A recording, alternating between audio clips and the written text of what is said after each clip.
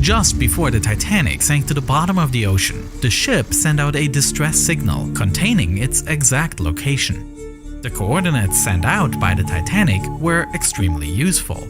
The nearby ship RMS Carpathia quickly headed towards them, and in fact all survivors of the Titanic were rescued by this ship. And if it was easy to find the lifeboats, it seems like it would be easy to find the wreck. But this turned out to be wrong, and locating the ship became a puzzle that would take decades of technological advancements to solve and spurred a race between several explorers, all competing to be the first. This is how the Titanic was found. With the last known location of the Titanic already recorded, the most immediate question after it sank wasn't focused on finding the wreckage, but rather how to raise it from the ocean floor, nearly 2.5 miles below the surface. Technology just wasn't there in 1912 for divers to reach even a fraction of such depths, and absurd ideas such as using dynamite to dislodge the bodies from the wreck were quickly scrapped. It would take more than 40 years and 2 world wars that brought with them technological advancements such as submarines and sonar for the first serious expedition to head back out to the Titanic's last known location. In 1953, Risdon Beasley, the founder of a salvage company from England, decided to try his hand at finding the impossible. Visible here are the coordinates from the distress call the Titanic made before it sank, sent out at 10:35 p.m. New York time. But even with the coordinates in hand, the search radius has to be quite a bit larger. The distress call was made 2 hours before the entire ship slipped beneath the water, time in which the Titanic could have drifted, and the currents could have pushed the ship even further while it was sinking. The ocean is vast, and trying to find one singular point on the ocean floor in complete darkness is nearly impossible. Risdon Beasley began by dropping dynamite over the reported location of the Titanic wreckage. These explosives would create an echo that, using sonar, could be plotted to create a bottom profile, which Beasley hoped would reveal the ship. Basically, a very imprecise early version of sonar mapping. In fact, too imprecise to yield any results, as Beasley found no luck. 20 more years would pass after his attempt when Robert Ballard, a marine geologist, wanted to make history. In 1977, the Woods Hole Oceanographic Institution had developed new survey equipment for mapping out the ocean floor. Ballard was tasked with testing this new state-of-the-art tech, but personally, his motivation lied with using this equipment for finding the Titanic. In the middle of the ship was a hole that would allow a long pipe to be extended into the water, just above the ocean floor. Attached to the end of this pipe, Ballard rigged a pod that contained sonar and cameras with the hope that it would be able to detect the Titanic's wreckage once the ship passed above it. The expedition began with some early tests when suddenly disaster struck. The drill pipe broke, sending thousands of feet of pipe and the pod containing the expensive equipment crashing to the ocean floor, ending the search before it could even begin. Heartbroken and embarrassed, Ballard had to return to the institution without the expensive equipment he was set out to test and without any hint on the Titanic. More years would pass, and even during an age where the technology had finally advanced enough, it should theoretically be possible to find the Titanic. Having the resources to undertake such an expedition was another matter entirely. Every trip had the potential to cost hundreds of thousands of dollars, and not many were willing to part with so much money for what could be a fruitless search. That is, until Jack Grimm entered the scene. Grimm was an eccentric oil tycoon based out of Texas, and he was no stranger to trying to find the impossible. He had previously tried to find Noah's Ark, and he had also financed expeditions to find the Loch Ness Monster, Bigfoot, and even an attempt to prove the Hollow Earth theory by trying to find a large hole in the North Pole. Now, Grimm was determined to solve the mystery of the Titanic. Even though Grimm had the money, he lacked the other piece of the puzzle, the technology and knowledge. He knew he would need a capable team with the expertise to work the equipment that would be required. To accomplish this, he donated $300,000 to the Geological Observatory of the Columbia University in New York in exchange for the equipment and crew he needed for the search. He would be joined by renowned scientists Dr. William Ryan and Dr. Fred Spies. An unlikely alliance between two renowned scientists and a conspiracy theory-driven oil tycoon, perhaps exactly what's needed to find the ship. It seemed everything was lined up for this expedition to be a success. But Grimm believed one thing was still missing. Always a believer in spectacle, Grimm surprised the scientists by bringing a monkey named Titan on board. Grimm claimed that this monkey was trained to point at a map and is able to figure out where the Titanic should be located. Dr. Ryan and Dr. Spies were shocked, not used to scientific pursuits being joined with what they considered a performance act. The scientists threatened to leave the expedition and told Grimm directly that it is either them or the monkey. And to their surprise, Jack Grimm actually chose the monkey.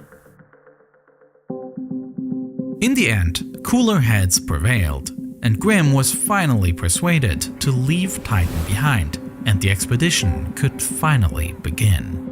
The crew headed to the coordinates from the Titanic's distress call, and they would lower a side-looking sonar attached to a cable into the ocean, which would be towed along the ocean floor. This type of sonar sends out acoustic pings to each side. This way, there is a small area beneath the probe without any data, but on the sides, large areas of the ocean floor can quickly be mapped, and unusual shapes and bumps are spotted. Once such a shape has been found, an onboard magnetometer would be used to detect if that shape is metal, essentially if it is man-made or just a natural feature of the seabed. Finally, transponders were dropped in the ocean that would keep track of the sonar itself, so any areas of interest could be precisely marked with coordinates. But even after searching the entire area around the ship's coordinates, the crew found nothing. And increasingly, the scientists started to doubt the accuracy of the initial coordinates. Even though the Titanic gave its last known location here, the survivors that escaped in lifeboats were actually picked up around here, much farther east than they should have been, even accounting for ocean drift.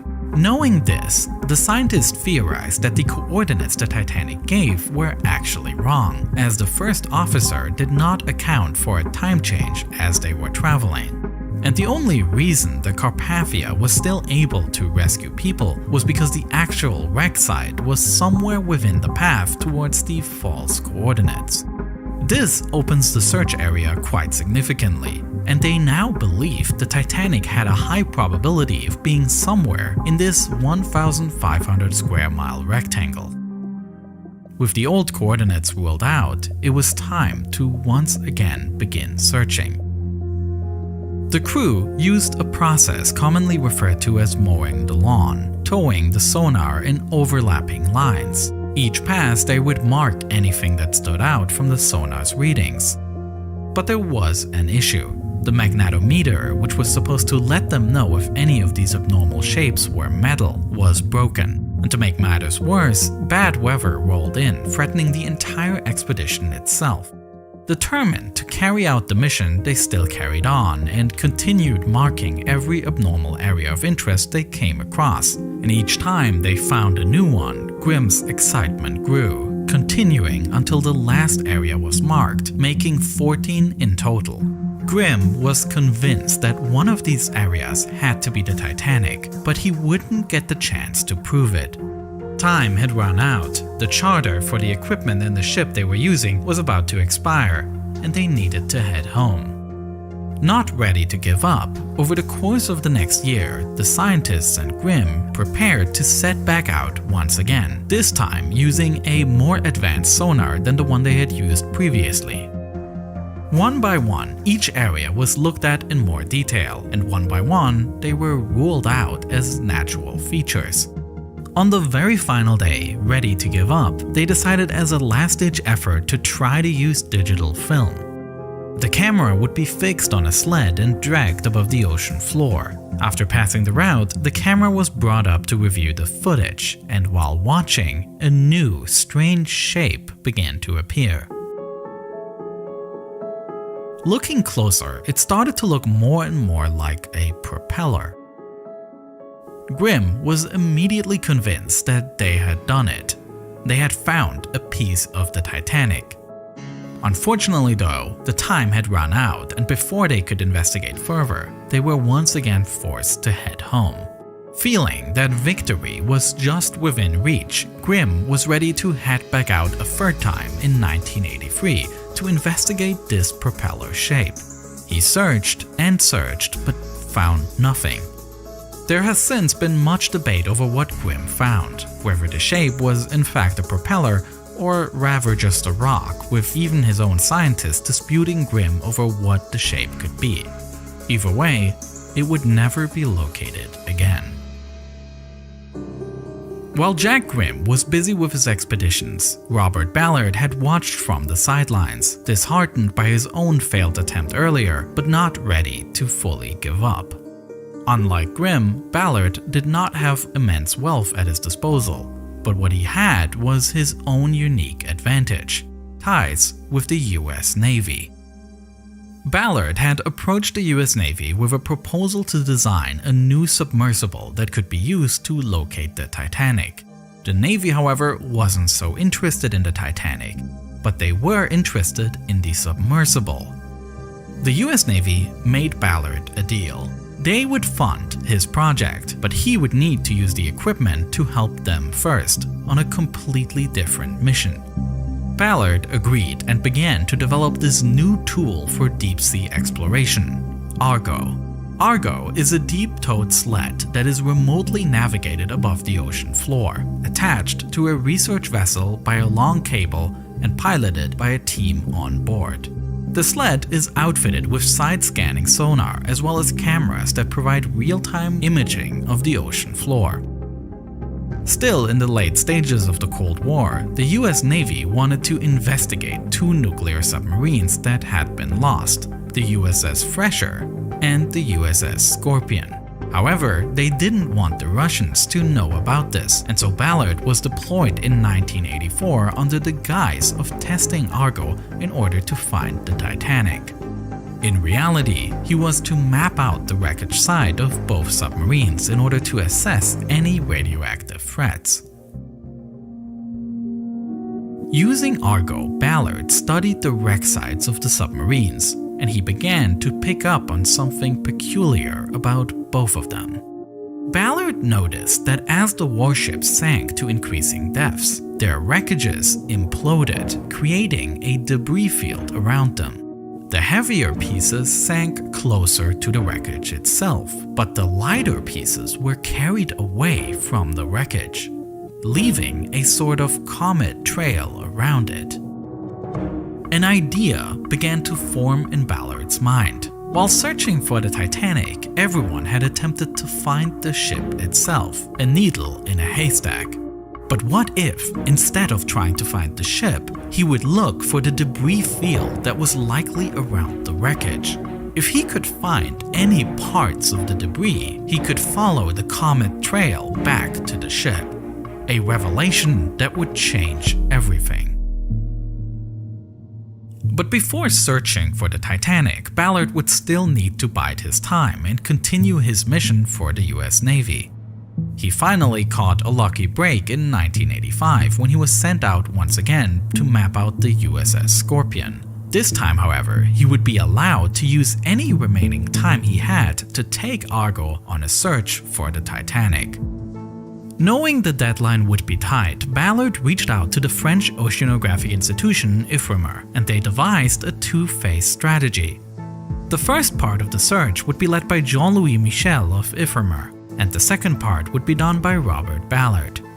The idea was simple: Michel would first scout the entire search area using sonar mapping, just so that in the second step, Ballard could focus his limited time to search only the most interesting spots.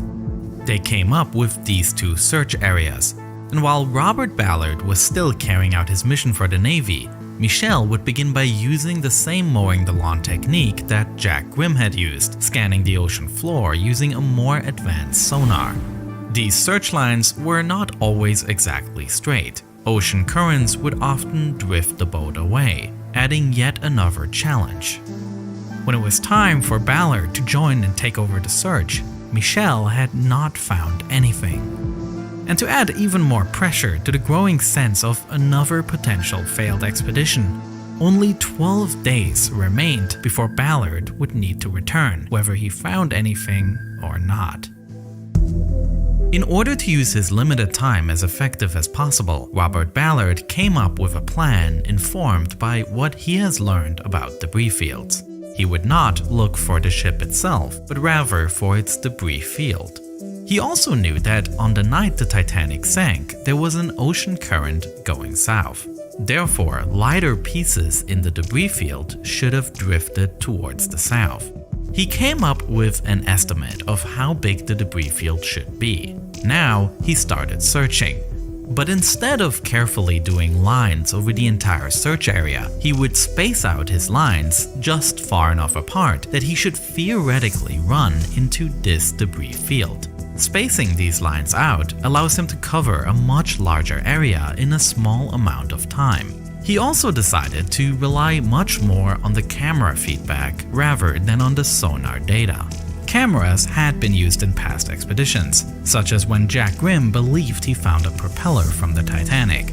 But his camera was not capable of providing live video feed.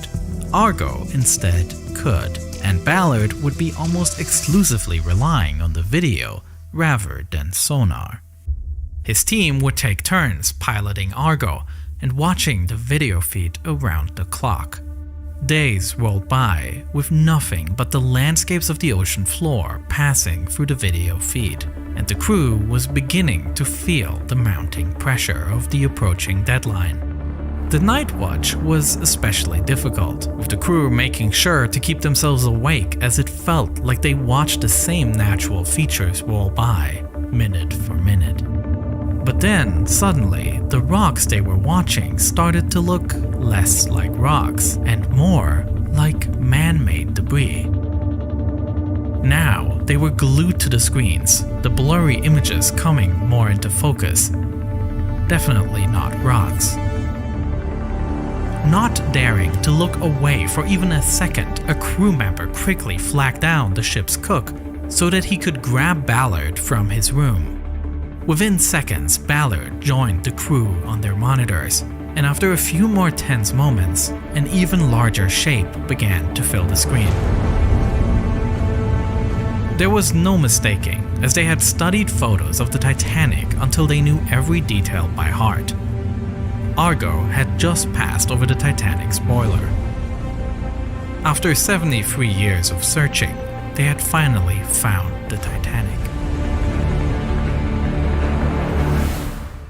Its location was a mere 3,300 feet away from where Michel had searched previously, the ocean currents drifting him away from the wreck.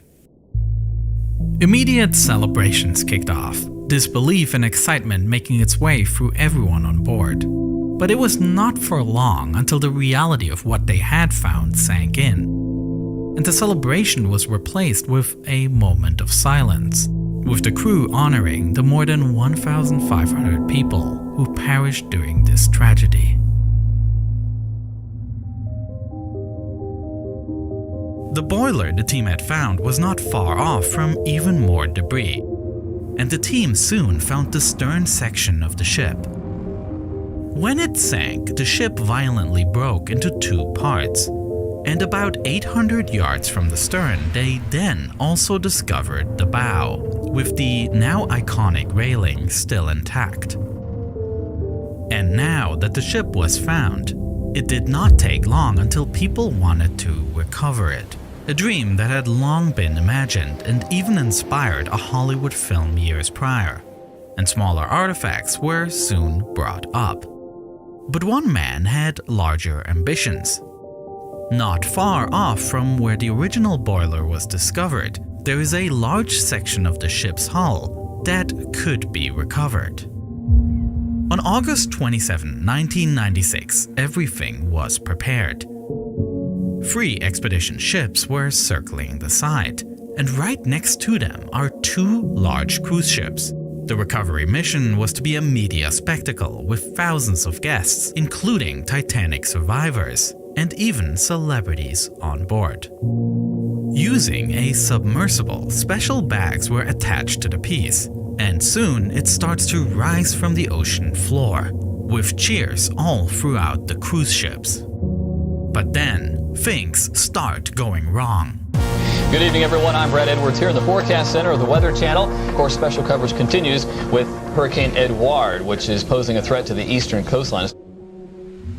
The full story of the raising of the Titanic is fascinating, and it is one of many twists and turns, which is why I have produced a full-length video about this mission, explaining exactly how the piece was supposed to be raised, what went wrong, and what this story tells us about whether we should recover artifacts in the first place.